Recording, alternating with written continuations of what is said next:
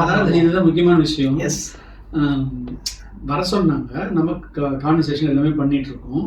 பண்ணிட்டு இருந்ததுல இந்த டேட்டுங்கிறது சொல்லியாச்சு, இங்கே நான் வரப்போறேன்னு சொல்லி அந்த லொக்கேஷன் சொல்லி, லொக்கேஷன் நாங்கள் எல்லாம் பிளான் பண்ணி ஸ்டே பண்ணியாச்சு. அடுத்த நாள் லொக்கேஷன் என்னன்னு சொல்லி கேட்குறோம், லொக்கேஷன் அனுப்பல. அதுக்கப்புறமேல அவங்க வச்சிருந்த அட்ரஸ் கொடுத்த அட்ரஸ்ல இருந்து ஒரு சில லெட்டர்ஸ் மாறினாவே இங்கே டோட்டலாக வந்து ஸ்ட்ரீட் டைம் மாறுது. ஸோ அந்த எக்ஸ்பீரியன்ஸ் நம்ம சொல்லி தான் வாங்கி டிரைவர்கிட்ட கொடுத்து கொரியர் உங்களுக்கு வந்திருக்கு வாங்க அப்படின்னு சொன்னோம். இது இந்த இடத்துல ஒரு ஒரு பிஸ்னஸ் ஆரம்பிக்கிறோம்னு சொல்லும் போது நாங்கள் நெகட்டிவாக பேசணும், ஒரு பயமுறுத்தணும் அப்படிங்கிறதுக்காக பேசல. ஆக்சுவலாக நடந்தது இதுதான். போயிட்டு நடுத்தருவில் நிற்கிறோம், அவங்க வராங்க, கொரியர் கலெக்ட் பண்ணுறதுக்காக வந்துட்டு, அதுக்கப்புறம் உன் மொபைல் தானே இது, உன் சேட்டு தானே இது, நீ ஓப்பன் பண்ணு. ஐசிடிசிஎஸை பொறுத்த வரைக்கும் ப்ராடக்ட் பேரை இன்னொருத்தர் பண்ணுற ப்ராடக்டை இன்னொருத்தர்கிட்ட சொல்ல முடியாது. அது எங்களோட பிஸ்னஸ் எத்திக்ஸு. ஸோ அதனால தான் 2வது நம்பர் ஃபேக்ட்ரி அப்படின்னு சொல்கிறோம். வணக்கம், நான் தொழில் குரு. நாம் இப்போ சைனாவிலிருந்து பேசிகிட்டு இருக்கோம். ICTCS, Indo China trade consultancy சர்வீசஸில் நம்மளுடைய செகண்ட் கிளைண்ட்டை நம்ம கூப்பிட்டு வந்து ஒரு entire factory visit, market visit, city over வியூவாக காமிச்சிருக்கோம். அந்த எக்ஸ்பீரியன்ஸ் எப்படி இருக்குது அப்படிங்கிறத நம்ம கன்சர்ன் கிளைண்ட்டுக்கிட்டே கேட்டு தெரிஞ்சுக்க போகிறோம். மிஸ்டர் தனசேகர் நம்மகிட்ட இருக்கிறாரு. அவர் உங்கள்கிட்ட அவர் அறிமுகப்படுத்திக்குவார். வணக்கம் தனசேகர். வணக்கம் சார். உங்களை பற்றி கொஞ்சம் அறிமுகப்படுத்திக்கோங்க. வணக்கம், என்னுடைய பேர் தனசேகர். நான் கடலூர் டிஸ்ட்ரிக்ட்லேருந்து வந்திருக்கிறேன். இப்போ நாங்கள் சைனாவிலேருந்து தான் பேசுகிறோம். இப்போ நான் என்னை இன்ட்ரோடக்ஸ் பண்ணிக்கிறேன். என் பேர் வந்து கோபி. எல்லாரும் என்னை வந்து சைனா கோபின்னு கூப்பிடுவாங்க. நான் வந்து சைனாவில் 28 வருஷமாக இருக்கேன். இங்கே வந்து Indo China trade consultant service அப்படின்னு சொல்லிட்டு A to Z சர்வீஸ் பண்ணி கொடுத்துட்ருக்கோம். அதில் இப்போது செகண்ட் ட்ரிப்பாக வந்து ஐசிடிசிஎஸ்லேருந்து இந்தியாவிலேருந்து வந்திருக்காங்க. வந்து ஒரு 8 நாளாக இங்கே இருந்து எல்லா ஃபேக்ட்ரியும் விசிட் பண்ணியிருக்காங்க. அதில் தான் மிஸ்டர் தனசேகர் இப்போ வந்து நம்மக்கிட்ட பேசினார். இப்போ அவர்கிட்ட வந்து நம்ம சைனாவுக்கு வந்ததில் ஐசிடிசிஎஸோட சர்வீஸ் எப்படி இருந்தது, அவருக்கு என்ன மாதிரி இருந்ததோ அது எல்லாத்தையும் அவர் இப்போ எக்ஸ்பிளைன் பண்ணுவார். இப்போ நம்ம அவர்கிட்ட பேசுவோம். வணக்கம். வணக்கம் சார். தனசேகரன். வணக்கம் சார். நீங்கள் இதுதான் வந்து முதல் தடவை சைனாவுக்கு வரீங்களா? ஆமாம் சார், இதுதான் நம்ம வந்து முதல் முறை சைனாவுக்கு வந்திருக்கிறது. ஓகே. ஸோ ஃபஸ்ட்டு டே வந்து நீங்கள் வந்த ரூட் வந்து எப்படி வந்தீங்கன்னா, நீங்கள் வந்து தாய்லாண்டில் பேங்காக்கில் இறங்கிட்டு பேங்காக்லேருந்து ஷங்காய் வந்து இறங்கிருக்கீங்க. அதுக்கப்புறம் என்னென்ன ட்ரிப் பண்ணோம் அப்படின்னு பார்க்கும்போது நீங்கள் ஃபஸ்ட்டு வந்து இறங்கின இடம் வந்து கோங்ஜாவ். ஸோ கோங்ஜாவில் ஃபஸ்ட்டு டே உங்களுக்கு எப்படி இருந்தது சைனாவை பார்க்கும்போது?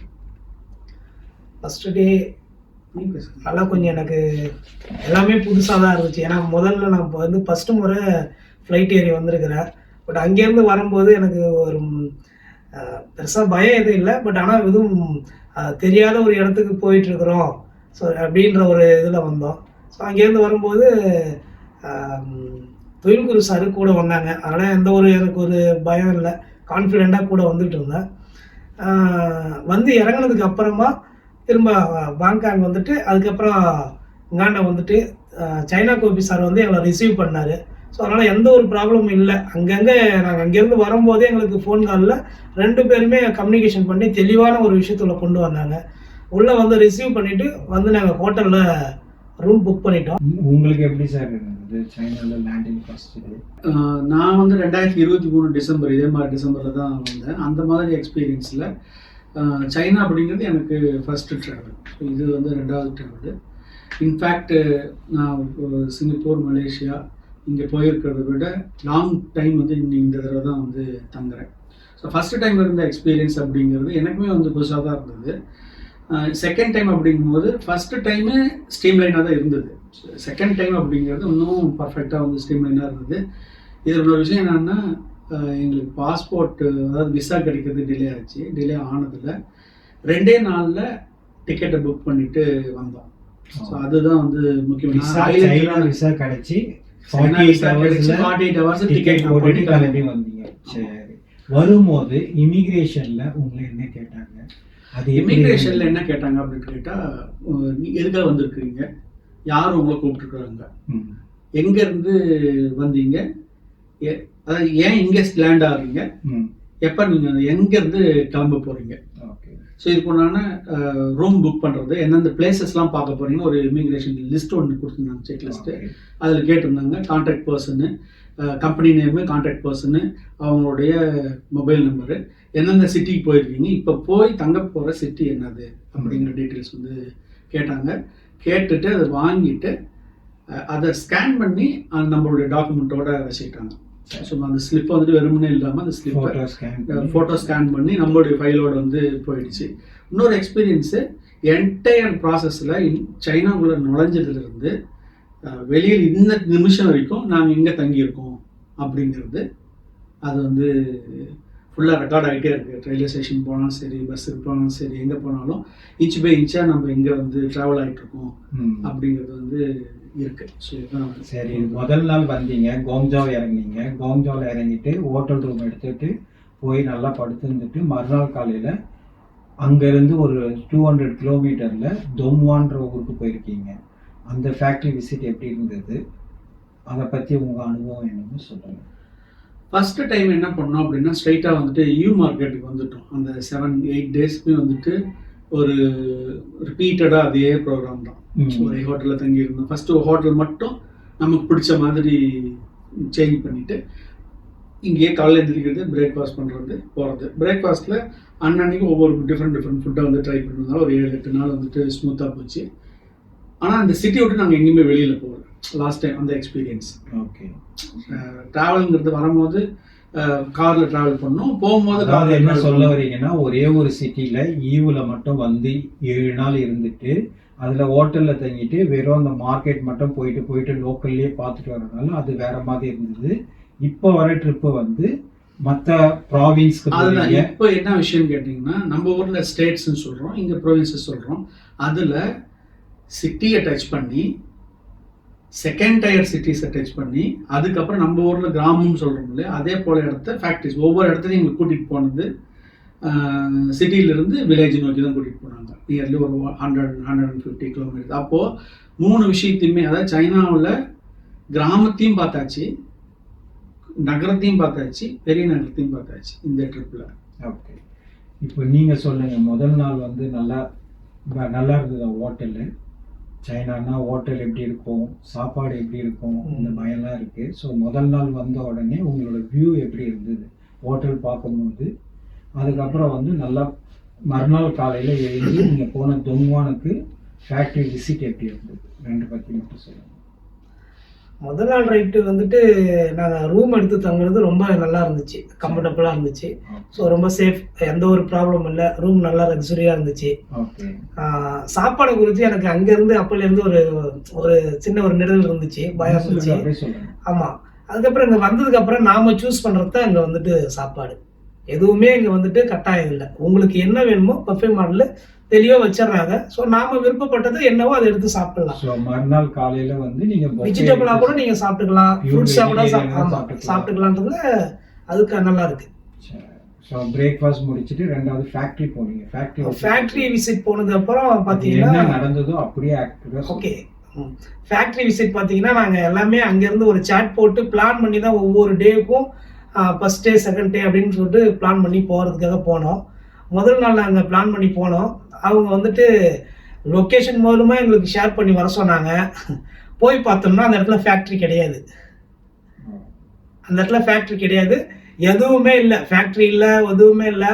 அது ஆக்சுவலாக இப்போ நம்ம ஊரில் இருக்கிற மாதிரி எல்லாமே இந்த குவார்ட்டர்ஸ் தங்கியிருப்பாங்களா அந்த மாதிரி தான் இருந்தாங்க. ஆஃபீஸ் எதுவுமே இல்லை, அவங்க தங்கியிருந்த இடத்த கூட கூப்பிட்டு போகல. நாங்களாம் வந்துட்டு சார் வந்துட்டு சைனீஸ் பேசுகிறாருன்றதுனால அவங்கள எங்களால் கேஷ் பண்ணி இந்த நபர் தான் அப்படின்றதுனால நாங்கள் அவங்கள பிடிக்க முடிஞ்சுது. பிடிச்சியும் அவங்கள்ட்ட ஃபேக்ட்ரி இல்லை, வேறு ஒருத்தவங்க ஃபேக்ட்ரியை கொண்டு போயிட்டு அங்கே போயிட்டு எங்களை காட்டினாங்க. ஸோ அது சாரை வச்சு நாங்கள் தெரிஞ்சுக்கிட்டோன்றதுனால சார் ரைட் அந்த டே அதை அப்படியே விட்டுட்டு நெக்ஸ்ட் டேவுக்கு நாங்கள் வந்து பிளான் பண்ணிட்டோம். நீங்கள் சார் அது வந்து நம்ம போய் அவங்கள ரீச் பண்ணது வந்து எப்படி, கொரியர் சர்வீஸ்?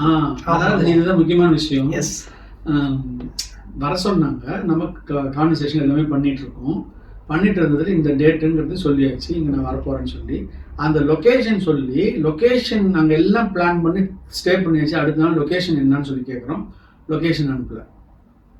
அதுக்கப்புறமேல அவங்க வச்சிருந்த அட்ரஸ் கொடுத்த அட்ரஸ்ல இருந்து ஒரு சில லெட்டர்ஸ் மாறினாவே இங்கே டோட்டலாக வந்து ஸ்ட்ரீட் டைம் மாறுது. ஸோ அந்த எக்ஸ்பீரியன்ஸ் நம்ம சொல்லி தான் ஆகணும். அப்போது அந்த இதை இந்த லோக்கல் இருக்கக்கூடிய பீப்புள்ஸை வச்சு சைனீஸ் லாங்குவேஜ் தெரிஞ்சதுனால உள்ளுக்குள்ள பேசி இடத்த ப்ராப்பராக ஐடென்டிஃபை பண்ணி போய் டிரைவர்கிட்ட கொடுத்து கொரியர் உங்களுக்கு வந்திருக்கு வாங்க அப்படின்னு சொன்னோம். இது இந்த இடத்துல ஒரு ஒரு பிஸ்னஸ் ஆரம்பிக்கிறோம்னு சொல்லும் போது நாங்கள் நெகட்டிவாக பேசணும், ஒரு பயமுறுத்தணும் அப்படிங்கிறதுக்காக பேசல. ஆக்சுவலாக நடந்தது இதுதான். போயிட்டு நடுத்தருவில் நிற்கிறோம், அவங்க வராங்க, கொரியர் கலெக்ட் பண்ணுறதுக்காக வந்துட்டு அதுக்கப்புறம் உன் மொபைல் தானே இது, உன் சேட் தானே இது, நீ ஓப்பன் பண்ணு அப்படின்னு சொல்லி அது எல்லாமே சைனீஸில் சைனா கோபி தான் பேசினாரு. அதெல்லாம் கான்வர்சேஷன் நடந்ததுக்கு அப்புறமேலு அவங்க வேற வழியே இல்லைன்னு சொல்லிட்டு இங்கேருந்து 1 hour ட்ராவல் பண்ணணும்னு சொல்லி அந்த 1 hourக்குள்ளார வண்டி ஒரு சைனீஸ் பேசலான்னு தெரிஞ்சதோ இல்லையோ எங்கள் கூட கான்வர்சேஷன் எதுவுமே பேசலை. இந்த மீன் டைம் அவங்க என்ன பண்ணாங்கன்னா ஒரு ஃபேக்ட்ரி அவசரமாக ஃபிக்ஸ் பண்ணி அந்த இடத்துக்கு எங்களை கூட்டிகிட்டு போனாங்க. அந்த ஃபேக்ட்ரி ஏற்கனவே நாங்கள் என்ன பர்பஸ்க்காக போயிருந்தோமோ அந்த மெட்டீரியல்ஸ் இருக்கிற ஃபேக்ட்ரி, ஆனால் அதுவே மெயினான மேனுஃபேக்சர் கிடையாது அப்படிங்கிறத ஃபுல்லாகவே எக்ஸ்பீரியன்ஸ் பண்ணோம். முதல் டைம் போனதோட என்னடா இது அப்படிங்கிற மாதிரி ஒரு சொல்லுவாங்க எல்லாருமே. அது எங்களுக்கு நடந்தது ஃபேக்டர் தானே, அதானே உண்மைங்க. சரி, அதுக்கப்புறமும் நாங்கள் இன்னொன்று ஃபேக்ட்ரி பார்க்கறதுக்கோசம் போனோம். ரெண்டாவது அன்றைக்கே சேம் டேயில் இன்னொன்று ஒரு 200 கிலோமீட்டர் தூரத்தில் போயிட்டு இன்னொன்று ஃபேக்ட்ரி பார்க்க போகிறோம். நம்ம ஏன் ஃபேக்ட்ரி மட்டும் சொல்கிறோன்னா ஐசிடிசிஎஸை பொறுத்த வரைக்கும் ப்ராடக்ட் பேரை இன்னொருத்தர் பண்ணுற ப்ராடக்டை இன்னொருத்தர்கிட்ட சொல்ல முடியாது. அது எங்களோட பிஸ்னஸ் எத்திக்ஸு. ஸோ அதனால தான் 2வது நம்பர் ஃபேக்ட்ரி அப்படின்னு சொல்கிறோம். ஸோ 2ஆம் நம்பர் ஃபேக்ட்ரி போய் பார்க்கும்போது அதோட அனுபவங்கள் பகிர்ந்துக்காங்க. ஃபர்ஸ்ட் நாளே நாங்கள் இதை முடிச்சுட்டு 2வது ஃபேக்ட்ரி பார்க்க போனோம். 2வது ஃபேக்ட்ரி பார்க்க போயிட்டு அதுக்கப்புறம் பார்த்தீங்கன்னா அங்கே வேற மாதிரி இருந்துச்சு. அதாவது வரவேற்புகள் மற்ற எல்லா விஷயமும் எங்களுக்காக அவங்க வந்துட்டு இதுக்கு ஆப்போசிட்டாக இருந்துச்சு. எங்களுக்காக அவங்க எல்லாத்தையுமே வந்துட்டு டக்குன்னு வாட்ஸ்அப்பில் வந்துட்டு லொக்கேஷனு, கம்பெனி நேமு, என்னென்ன நாங்கள் டீட்டெயில்ஸ் கேட்டோமோ எல்லாத்தையும் வந்துட்டு டக்குன்னு அனுப்பிட்டாங்க. அனுப்பிட்டு நாங்கள் இங்கேருந்து போகிறதுக்கு ஒரு 1 hourக்கு ஆயிடுச்சு. 1 hour சம்திங் ஆயிடுச்சு டைமு.